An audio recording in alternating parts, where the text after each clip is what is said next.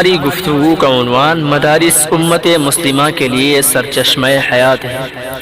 الحمدللہ رب العالمین والصلاة والسلام علی رسولہ الکریم اما بعد قال اللہ تعالی فی القرآن المجید اعوذ باللہ من الشیطان الرجیم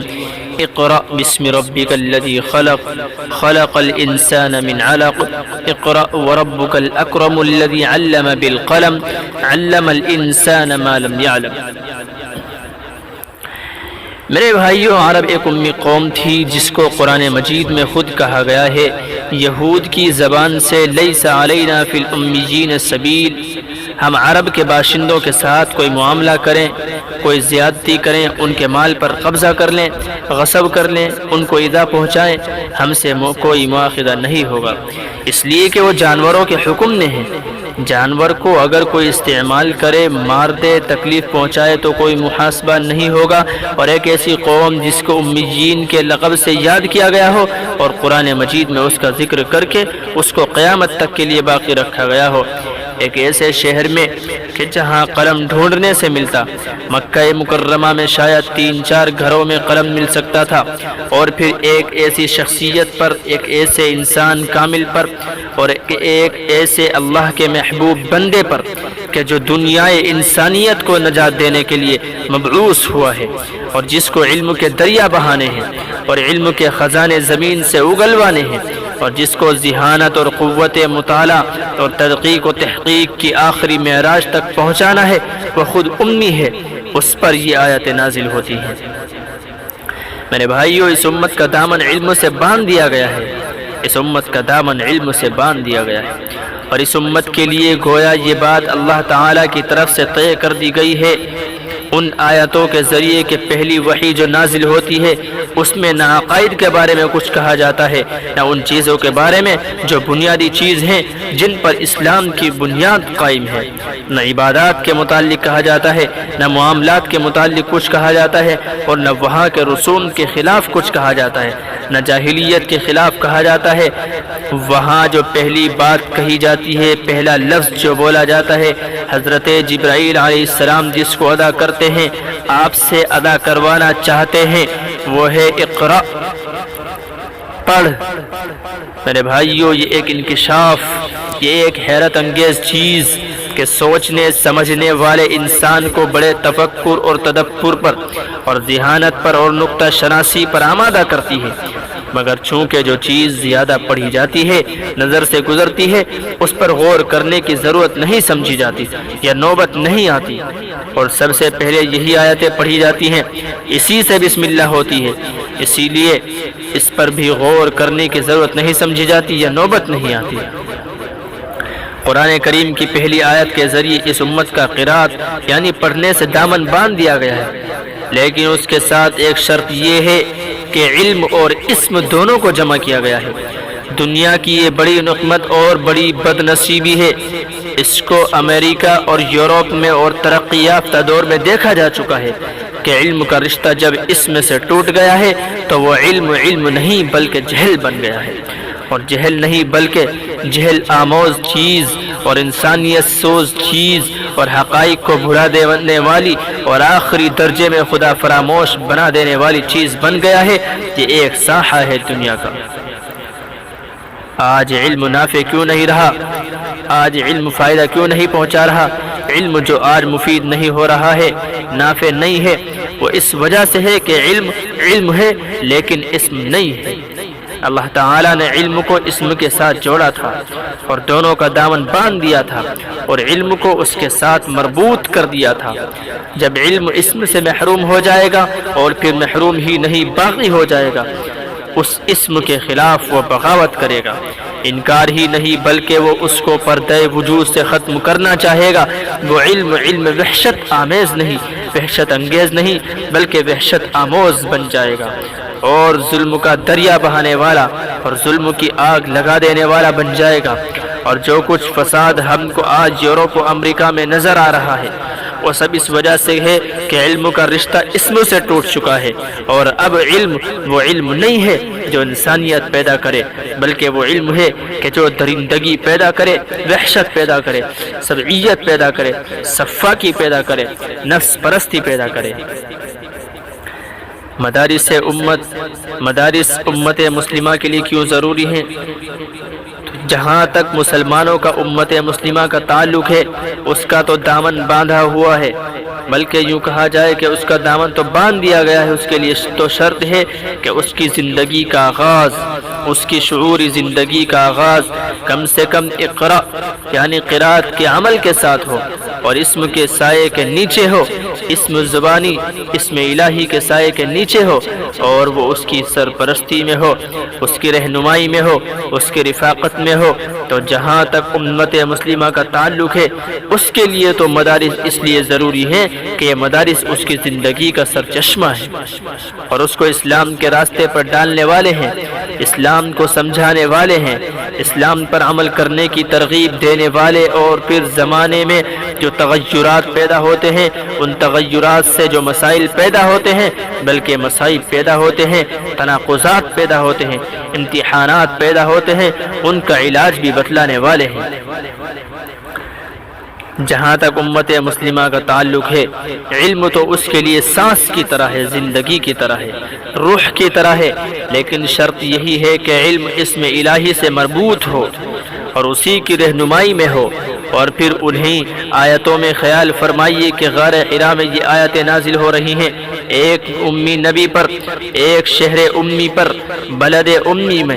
اور ایک ملک امی میں، اور ایک امت امیہ میں، لیکن اس میں قلم کا بھی ذکر ہے، اس میں صاف پیشن گوئی تھی۔ اس پر بھی بہت کم لوگوں نے غور کیا کہ ان آیتوں میں یہ اعلان کیا گیا ہے، اور اس اعلان پر بہت کم لوگوں نے غور کیا کہ یہ امت قلم کے استعمال کرنے والی امت ہوگی، اور قلم سے ہدایت اور رہنمائی کا کام لے گی، قلم سے وہ خرابیوں اور ان بیماریوں کو دور کرے گی جن میں انسانیت مبتلا ہے۔ قلم کا سب سے زیادہ استعمال کرنے والی یہ امت ہوگی، اس لیے کہ اس کے نبی امی پر جو آیتیں نازل ہو رہی ہیں ان میں بھی قلم کو فراموش نہیں کیا گیا ہے۔ اس میں قلم کا لفظ آیا ہے، قرآن مجید میں ہے الذی علم بالقلم علم الانسان ما لم يعلم۔ مدارس امت مسلمہ کے لیے حیات کی ایک شرط ہے۔ تو جہاں تک امت مسلمہ کا تعلق ہے، مدارس امت مسلمہ کے لیے حیات کی ایک شرط ہے، وہ اس کی شرائط حیات اور شرائط بقا میں سے ہے، اور اسی سے اس امت کا بقا اور تسلسل بحیثیت امت ہدایت کے باقی رہے گا، جس کا علم سے کبھی رشتہ توڑا نہیں جا سکتا، اور توڑا جائے تو ٹوٹ نہیں سکتا۔ اگر توڑا جائے تو پھر یہ امت کشی ہوگی، امت اسلام کشی ہوگی۔ پھر اس کے بعد جہاں تک تعلق ہے دوسرے ممالک کا اور دوسرے تمدنوں کا اور تمدنی مرکزوں کا، یہ مدرسے شفا خانے ہیں ان ملکوں کے لیے۔ اور در حقیقت بات ذرا سمجھ میں آنے والی ہے کہ مدارس کا وجود میڈیکل کالج سے زیادہ ضروری ہے۔ یہ میڈیکل کالج جہاں پر علاج ہوتا ہے، جہاں بالکل لب دم اور جہاں بلب مریضوں کو لے جاتا ہے، ان کی افادیت سے انکار نہیں کیا جا سکتا۔ اگر غیر فانی حیات اور آخرت اور انسان کی ہدایت و ضلالت کا مسئلہ اور انسان کی حیات و ہلاکت کا مسئلہ سامنے لایا جائے، اور حیات بھی نافع، حیات بخش، اور پھر علم بھی نافع، اور پھر دوسروں کو نفع پہنچانے والا ہو، تو یہ مدارس ان میڈیکل کالج سے بھی زیادہ ضروری ہے۔ وہاں جسم کا علاج ہوتا ہے، عضو کا علاج ہوتا ہے، کسی انسانی جسم کے کسی ٹکڑے کا علاج ہوتا ہے، کسی بیماری کا انکشاف ہوتا ہے، لیکن وہ بہرحال زندگی عارضی ہے، زندگی کی بیماریاں بھی عارضی ہیں، زندگی کا انجام بھی سب کو معلوم ہے، یہ زندگی ہمیشہ رہنے والی نہیں ہے۔ میرے بھائیوں، مدارس سے حیات ابدی کا تحفہ ملتا ہے، لیکن یہ مدارس وہ شفا خانے ہیں جہاں سے حیات ابدی کا تحفہ ملتا ہے اور حیات اخروی کی نعمت ملتی ہے،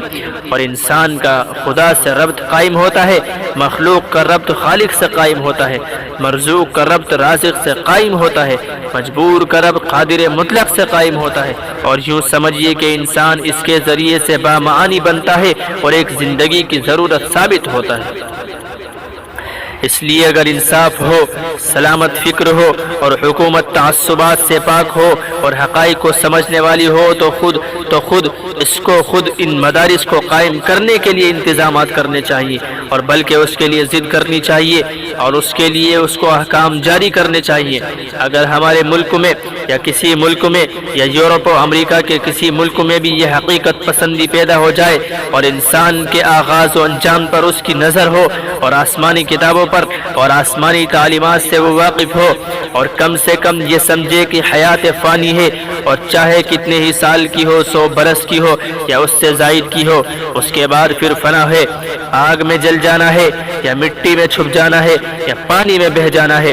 اگر اس حقیقت پر بھی نظر ہو تب بھی وہ ان مدارس کی جہاں سے حیات حقیقی کا پیغام ملتا ہے اور شفائے کلی کا پیغام ملتا ہے، اور جہاں سے زہر کا تریاق ملتا ہے، جہاں سے زندگی میں معنویت پیدا ہوتی ہے، زندگی میں افادیت پیدا ہوتی ہے، اور زندگی میں ارتقاء پیدا ہوتا ہے، اور زندگی میں انصاف پیدا ہوتا ہے، اور زندگی میں انسان دوستی پیدا ہوتی ہے، وہ ان مدارس کی سرپرستی کرے اور ان کو قائم کرے اور قائم کروائے، اور اگر کوئی ان کو بری نگاہ سے دیکھے تو وہ اس کی دشمن بن جائے کہ ان مدارس کا رہنا ضروری ہے۔ میرے عزیزو، اگر ہمارے ہندو بھائیوں میں، ہمارے ان ہمسایگان میں اور ہمارے ہم وطنوں میں اگر حقیقت پسندی ہو تو ان مدارس کی جہاں خدا سے ڈرنا سکھایا جاتا ہے، خدا کی معرفت بتائی جاتی ہے، انسان کا درجہ بتایا جاتا ہے کہ لقد خلقنا الانسان فی احسن تقویم، جہاں نا انصافی کو اور ادارہ ثانی کو اور نفس پرستی کو برا بتایا جاتا ہے اور اس کی مذمت کی جاتی ہے اور اخلاق سیئہ سے روکا جاتا ہے۔ وہ ان کی ایسی قدر کرتے کہ وہ شفا خانوں سے اور میڈیکل کالجوں سے زیادہ ہوتی، مگر افسوس ہے کہ جو فطری حقائق ہیں اور ابدی حقائق ہیں، جو سچی باتیں ہیں، امور کی عمومی حقائق ہیں، آفاقی حقائق ہیں، ان پر پردے پڑ گئے ہیں۔ زمان و مکان کی تنگیوں کے اور زمان و مکان کے اثرات کے اور باہر کے خدا شناس ملکوں کی تہذیب کے اثرات پڑ گئے ہیں، اس کا نتیجہ یہ ہے کہ وہ ملک خود بھی زوال کی طرف جا رہا ہے اور قوم کو بھی زوال کی طرف دھکیل رہا ہے۔ میرے بھائیوں، وہاں جو لوگ جا چکے ہیں، جو لوگ وہاں کے حالات پڑھتے ہیں کہ یہ جو کوشش ہو رہی ہے اس وقت فنڈامنٹلزم کے خلاف ہے اور مسلمانوں میں مذہبی جذبے کو سرد کرنے کے لیے اس میں اس کو بھی دخل ہے، احساس کمتری کو بھی دخل ہے، اور اس میں اس خطرے کے احساس کو بھی دخل ہے کہ امریکہ اور یورپ اور مغربی زوال کی طرف جا رہے ہیں، اور اس میں ایک امکان یہ بھی ہے کہ اسلام قبول کر لیں۔ انہوں نے اپنی تشفی کے لیے بھی اور کسی قدر اس کے انتظامی لحاظ سے بھی ان اسلامی ممالک نے خود یہ تحریک پیدا کی ہے کہ بنیاد پرستی کو ختم کیا جائے، اور افسوس ہے کہ ہمارے ان ملکوں کے حکمرانوں نے اور وہاں کی صاحب اقدار جماعت نے اس کو قبول کر لیا ہے۔ اور اس وقت اگر کوئی چیز بچا سکتی ہے، اس وقت اگر کوئی چیز بچا سکتی ہے تو وہی علم نافع اور آسمان سے اترا ہوا علم ہے، اس علم سے وابستہ ہے۔ اگر یہ ان لوگوں کو معلوم ہو جائے تو پھر وہ ان مدارس کو ممکن ہے کہ وہ بہت سے مدارس کی انتظامی کمیٹیوں اور ان کے سرپرستوں اور ان کے رہنماؤں سے زیادہ وہ ان مدارس کا قائم رہنا ضروری سمجھیں گے اور ان کی حفاظت کریں گے، اور یہ آگ بجھانے والے انجن جو ہیں اور ان کے جو مرکز ہیں ان سے زیادہ ان مدارس کو اہمیت دیں گے کہ حوث کی آگ کو، نفس پرستی کی آگ کو اور پھر دولت پرستی کی آگ کو جو آخری چیز ہے یعنی بجھانے والی ہے، یہی انجن ہو سکتے ہیں۔ ان انجنوں کی حفاظت کریں اور وہ انجن ہے مدارس اسلامیہ۔ میرے بھائیوں، مدارس نہ صرف مسلمانوں کے لیے بلکہ ملک کے لیے بھی ضروری ہیں۔